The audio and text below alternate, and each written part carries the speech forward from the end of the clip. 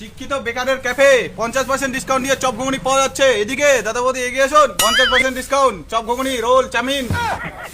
তো আমরা দেখতে পাচ্ছি এখন একটা নতুন ধরনের ক্যাফে, যার নাম দেওয়া হয়েছে শিক্ষিত বেকারের ক্যাফে। এই শিক্ষিত বেকারের ক্যাফে নামটা কেন দেওয়া হলো সেটা আমরা এই দোকানের ওনারের কাছে শুনে নেব। চলুন দোকানের কাছে আমরা যাই।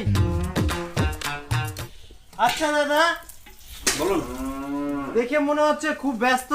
যাই হোক এত ব্যস্ত যে আমার জামা প্যান্ট মাখিয়ে দিল।